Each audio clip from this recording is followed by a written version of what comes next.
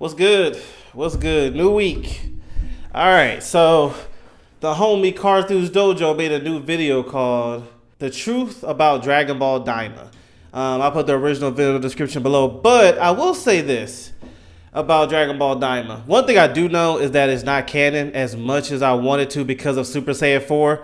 Like, come on now. I would love for them to find a way to incorporate in Super Saiyan 4. But at the same time, I get it. It can't be canon because this was before Beerus. And so you're telling me that Goku and Vegeta fought Beerus. Vegeta didn't go Super Saiyan 3. Goku didn't go Super Saiyan 4.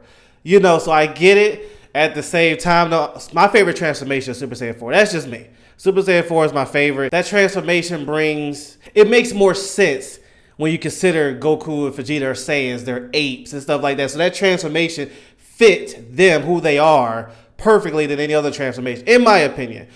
But it seems like for Dragon Ball Super, we're not actually going to have that canon for them. Daima is his own thing. That's one thing I do know. So I wonder what else he's going to bring up. I know, like I said, I know he's going to bring that up. That's going to be one of the truths. But what's another one?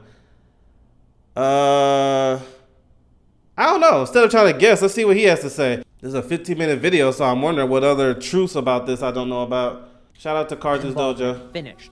With Dragon Ball Daima, the final anime project featuring heavy Toriyama involvement, finished. Rest in peace. A lot of people are just confused, including me. You see, I thought from the moment Daima was announced and Toriyama's extreme involvement was made clear that this was a canon Dragon Ball story. I even said so on multiple occasions, and to be clear, I didn't know canon, that. I mean connected to the events of Dragon Ball Super, which is, as of now, considered the main continuity for Dragon Ball. The issue is there are a lot of inconsistencies. I didn't know they said that. Series, and I think it's I just knew for a fact they was making this like its own project. I was wrong about that. Okay.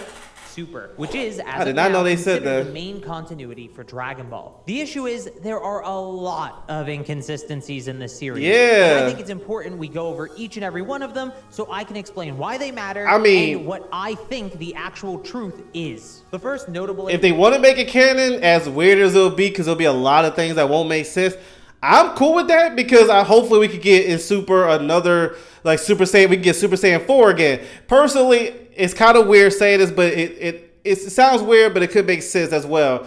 They could incorporate Super Saiyan 4 to be its own form, right? Then you learn how to turn into Super Saiyan Red, Blue, Ultra Instinct in that form. That's a lot, but that would be cool. Imagine Super Saiyan 4, you know, the transformation, but then it was already red, but then it goes blue with the, the ape skin and all that stuff. Then it goes Ultra Instinct. That would be sick. That would be a lot to do. So, but still, I'm such a fan of Super Saiyan 4 though. This split predate when I'm sorry, hold up. They matter, and what I think the actual truth is. The first notable inconsistency is Shin and Kibito being split. Not only does this split predate when they are shown to be split in Dragon Ball Super by several years, but its explanation is a reversal of a retcon in Dragon Ball Super. You see, in the Buu saga, Goku theorizes that being absorbed by Majin Buu somehow canceled the Potara fusion. Even further being more curious about the subject when he remembers that Goten and Trunks remained fused after being absorbed. However, it's in Dragon Ball Super that we find out Potara fusion is a limited form of fusion after all, but the time limit simply applies to non-Supreme Kai exclusively. In the Dragon Ball Super manga, Shin even flat out says that Buu's body wasn't the cause. So when Dragon Ball Daima aired and it was explained that Buu's body was used to defuse Shin and Kibito, this retcon was reversed back. But that caused a separate issue of Supreme Kai and Kibito being separated before Battle of Gods and defused by Buu instead of the Namekian Dragon Balls. It also means that Shin just forgot how he defused in the Future Trunks arc when saying that Buu's body doesn't work. However, I can understand this being a one-off, relatively small oversight since they wanted Shin to be involved in the cast, but unfortunately, it's just the beginning of a pattern. The next minor issue is Shin's statement of Goku being the strongest fighter in the universe. I don't have an issue issue of this because of Gohan, by the way. It's been nearly a year since Buu was defeated, so Gohan may have slacked off while Goku continued to train. Which is something believable. we know he was doing intensely because he says so at the end of Daima. The actual issue here is Beerus. While the Dragon Ball Super anime seems to make it ambiguous if Shin really knows anything about Beerus before Battle of Gods, Battle of Gods the movie made it clear he did. That movie also had more direct Toriyama involvement than Super's anime. On the other hand, the DBS manga rushes through Beerus' introduction, but King Kai knows that Beerus is the strongest in the universe and that Goku doesn't stand a chance, so I'd assume Shin knows as well, especially since during the Tournament of Power, Shin and Beerus argue who's at fault for the low mortal level of Universe 7, showing that they have history before the events of Battle of Gods. This is a relatively minor nitpick, but when you have an established hierarchy, making sure on the side though with know about Beerus, it actually one thing I'm glad about the character is they brought a lot of humor with them. I know it's been a mixed bag. Some people like that, some don't. I love it. I love that as powerful and scary as he is, he has a sense of humor. It would have been annoying, I ain't gonna front, if all through Super he just walked around being, letting you know how powerful he is and I'm the man and this and that and growling and just destroying everything. No, he has a character about it. Him and Whis, when they're together, like their comedy, especially like when him and Goku are next to each other, his comedic timing is perfect for the show. But he will let you know, like, don't cross me, like how he did to Zamasu.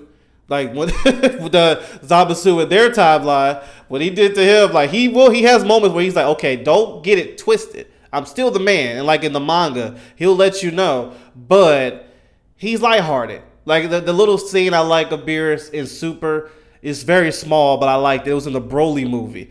It was when Bulma gave Bola to him. And so Beerus was babysitting Bola while they was doing their thing with Broly. And at the very end, you see Beerus just chilling on the beach. And Bola's just sitting there just comfortable and sleep. And Beerus loved it. I like those little moments. He's dangerous, but, he has character. I like that. Just a little side though. Talk like they do is pretty important, even if Shin had just vaguely alluded to it by calling Goku something like the strongest mortal instead of the strongest overall. In the reverse of that, Universe 7 and the multiverse are mentioned in front of Goku and the main cast when they shouldn't know about this stuff yet. Beerus telling Goku about the multiverse in Dragon Ball was one of the bombshell reveals at the end of Battle of Gods. You could say that Goku just forgot, but what about the other characters? How many times is it going to be just forgot though? Reaction to the multiverse reveal in the Rush Dragon Ball Super manga version as a way around this, but it's a really hard thing to make fit between Daima and Super. First is Shin forgetting about the whole thing. Now is this. Inconsistencies. Speaking like of we the can't just say that. We gotta say that they messed up. Of Rimus, while interesting, causes some issues. Supreme Kai seems to think Rimus is the supreme being in the multiverse, despite that title clearly belonging to Zeno in Dragon Ball Super, or even arguably the Grand Priest in terms of power in the Dragon Ball Super manga. I do appreciate that in Shin's breakdown of this information,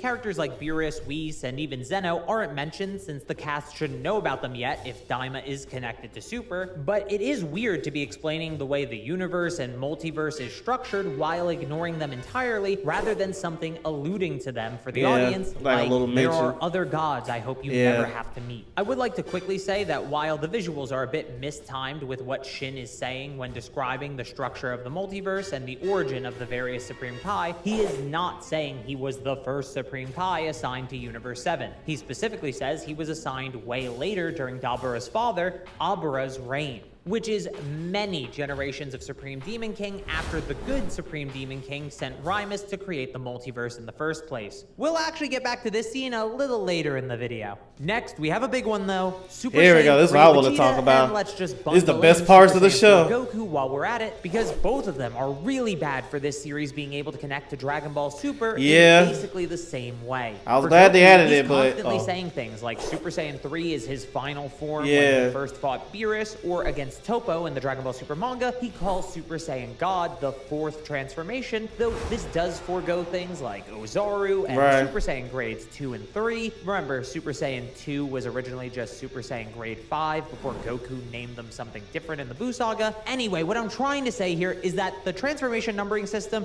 has always been however Goku feels at that It's all moment. over the place. Not Let's some just be concrete, real. It's all over the accurate place. Science or anything, but it's clear he couldn't go further than Super Saiyan 3 in his fight against Beerus, because if he could have, He would've. Vegeta has it potentially even worse than Goku though, as he's fighting Beerus while enraged for the safety of the Earth and in the defense of his wife. Many fans have tried to say that Vegeta realized Super Saiyan 3's flaws and swore to never use it again, but that's pure headcanon. Yeah, There's also nah. future Trunks using a powered-up version of Super Saiyan 2 No, he in would have Dragon used Ball it Super against manga. Beerus. So people Life think is on the Vegeta line. Perhaps had the same thing when he fought Beerus, but there's no evidence for that, and his reaction to Trunks doing it implies that he's never seen anything like it before. Overall, in an instance where Goku would use Super Saiyan 3, I think Vegeta would as well, considering how we've seen their approaches to growing stronger play out. And I would say this, whatever new canon they're about to start, whatever new story they're going to do now that Black Frieza is revealed and all this, I'm cool with them not doing any more transformations. Aren't y'all? Like, are we getting burnt by the as cool as it looks? If you sit there and think about all that, all these different transformations, all these different names, all these different this and that, how about we just master what we got? You know, we got Vegeta there, the Ultra Ego. We got, you know, with Gohan, Beast, Ultra Instinct, Goku. We got Broly now with his Super Saiyan 4 and 3 and Daima. I think it's just time to just let that be enough and just make those powerful. It's like, you know, I don't know, in my opinion, like how Piccolo has orange Piccolo, we don't need a red Piccolo. Let Piccolo just build from that. I think in the next storylines, we should just be fine with what it is and let them just keep mastering what they got.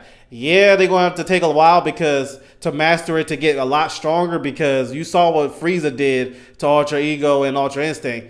He barely did it. He ran into him and they both was knocked out. Granted, they was damaged, but still, no. But so they still need a lot of training, but I hope in the next story, for me, they don't do any more transformations. Just make Ultra Instinct better, Ultra Ego, Beast, all that stuff, instead of, you know, because they got a lot. It is a lot of transformations.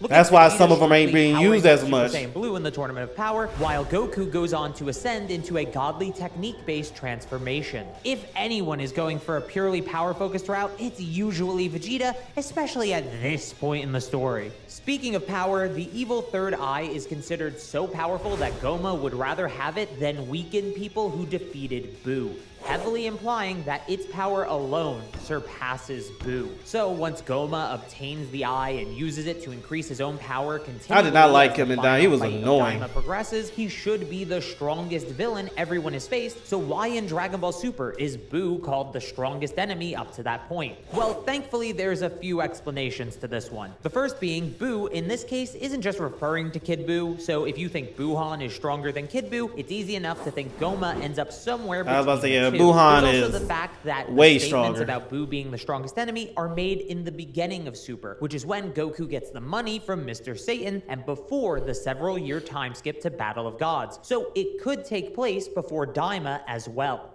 Even if these explanations weren't a thing, it's still a pretty big nitpick because we all know the real-world explanation for this.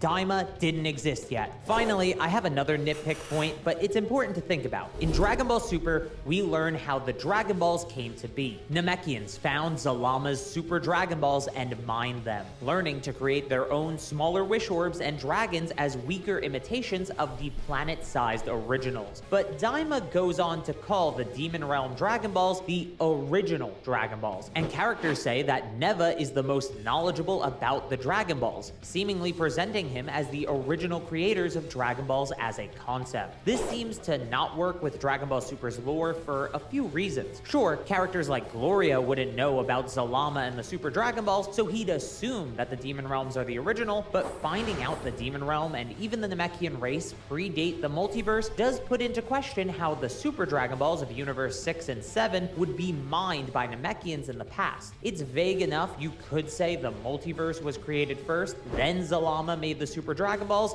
then the Namekians mined them while travel between the outside universes and the Demon Realm was allowed, and finally Neva learns to recreate them on his own, but that's a lot a speculation with no confirmation. At this point, I've just accepted that it's a mess. It's a mess with a lot of parts in the story, but let's be real here. It doesn't stop us from watching it. Well, I can only speak for myself. It doesn't stop me from watching it. You know what's a funny Dragon Ball show that doesn't get talked about a lot because it was mostly for advertising the game. It's called Dragon Ball Heroes. It's on YouTube. It's like a 4-hour show. And it's all over the place.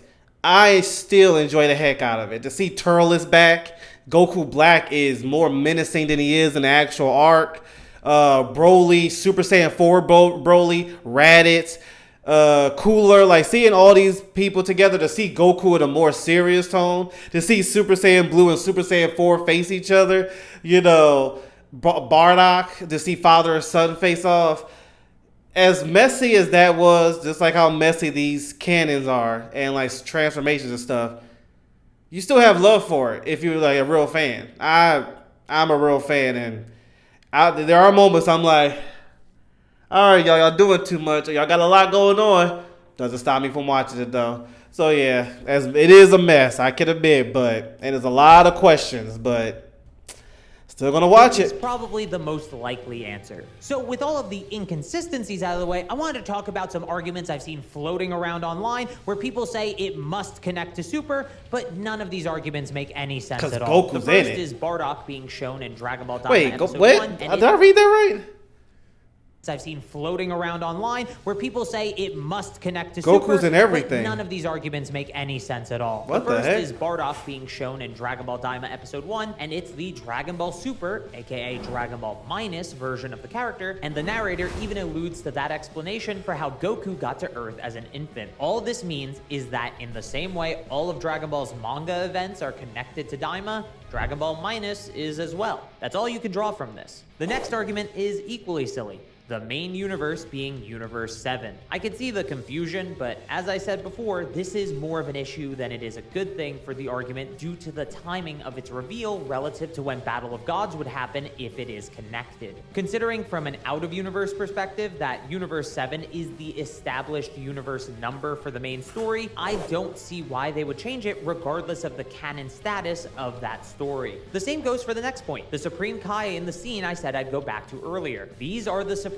Kai we know from Dragon Ball Super. That's undeniable, but I think that's simply because they are the Supreme Kai of the multiverse. Similarly to the universe number being the same, what would you prefer they do? Make up a bunch of new Supreme Kai? Very generally speaking, non-canon and even fan stories will use the established I forgot about characters that and fan locations story. and world building in their story. I love while GT, grounded bro. in the world that the viewer or reader is familiar with. Think of the old Dragon Ball Z movies, Dragon Ball GT, or if you're a One Piece fan, the One Piece movies. And actually, I'll get back to One Piece in a little bit. I've also seen people call all of Dragon Ball canon or one continuity, but say it's just different timelines, and that's just not how this works. The No. timelines in Dragon Ball are not separate continuities. There isn't a time ring that goes to Dragon Ball GT because that's not how time rings are made. Dragon Ball undeniably has multiple continuities, with one being the main continuity at any given moment. Right now, it seems like Dragon Ball Super's manga is still the main continuity, unless we're told something different. I am in the process of making a video about what's exactly canon and not canon, and what's in the various branching continuities of Dragon Ball, so subscribe if you want to see that soon. Finally, we have one of the most recent arguments. That's the what Dragon I'm Ball waiting Super for. manga's latest volume at the Where's time those of this shows and recording, movies at? Volume 24,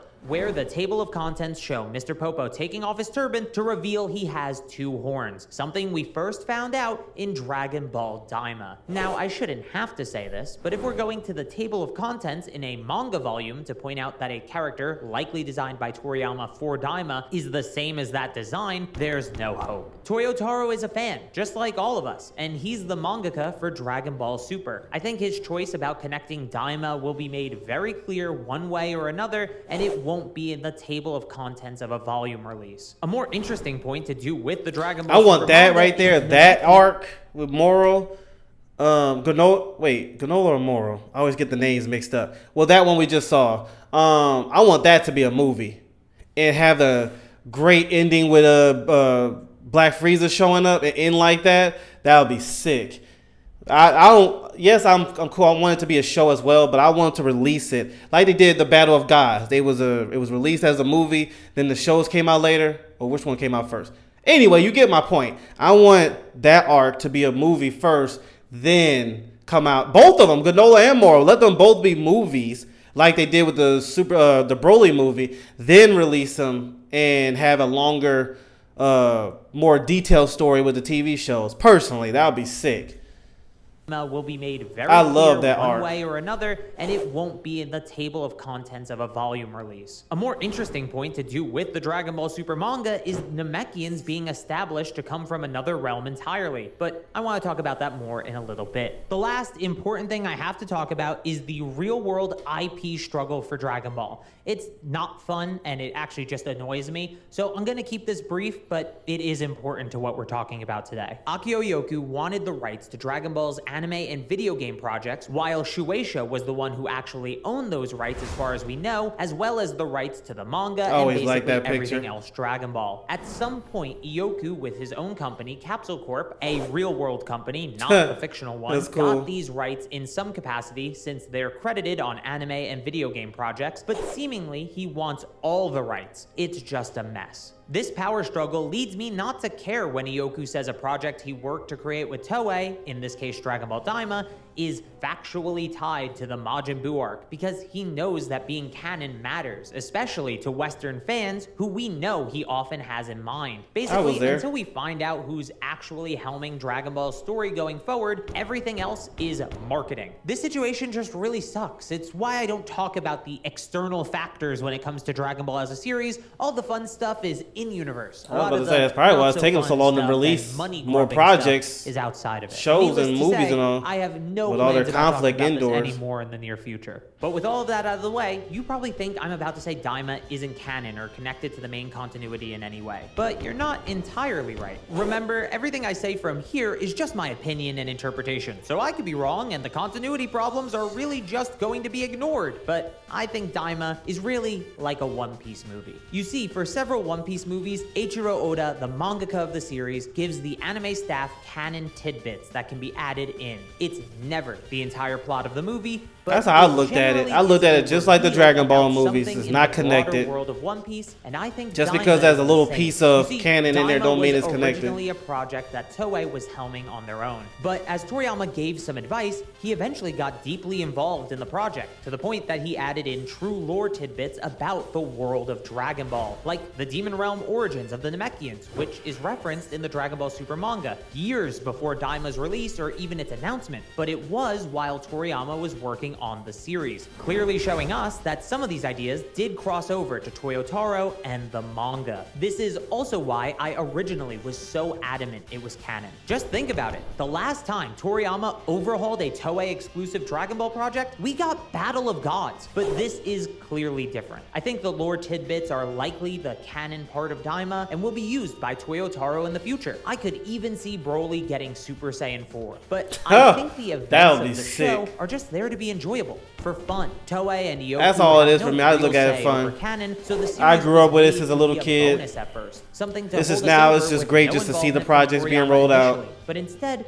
we got something I think was pretty special, with Toriyama taking a shockingly prominent role in its creation and conception. Vegeta can't even say bye. And then the girl took his hand and did like this. Demon Realm, lore, and world building from this series. So make sure to subscribe if you haven't yet. And thank Well, shout out. Wait, did I like his video yet? Oh, I'm sorry. I usually do in the beginning. But shout out to Carter's Dojo. That is interesting takes that he had. I didn't think about all that. I was so focused on the transformations of Super Saiyan 4 and 3 that I missed those other points. Because I remember when that first was released, as hyped as I was seeing it, I'm like, okay, this is after Buu. How is it connected? But like I said at the end, I agree. This is how I was looking at it was, it's just like how the movies were. It's not connected. It's not canon. Just because they took something of canon and put in their movie doesn't mean it's canon. Now, if they somehow go through with it and connect it in a TV show to have it canon, it's going to be interesting. But like I said, it's going to stop me from watching it. But I think it's just best for them just to leave it where it's at. You know, Daima is his own project, just like GT was. GT was obviously longer, but you know what I'm trying to say. It's his own thing, but Super is his own thing connected to Dragon Ball Z, Dragon Ball, etc. Because that's Super Saiyan 4 and Super Saiyan 3. Even with all the maybe he forgot or maybe they want to, it's like, nah, we can't forget every little mistake. But anyway, we'll see. We'll see where it goes. But Daima was good for what it was. I think it's just cool to hang that up. It was cool with respect to Toriyama. And now let's continue on with the Super. Don't even have to explain anything about Daima, in my opinion. Let me know what you think about in the comments below. I'll see you later.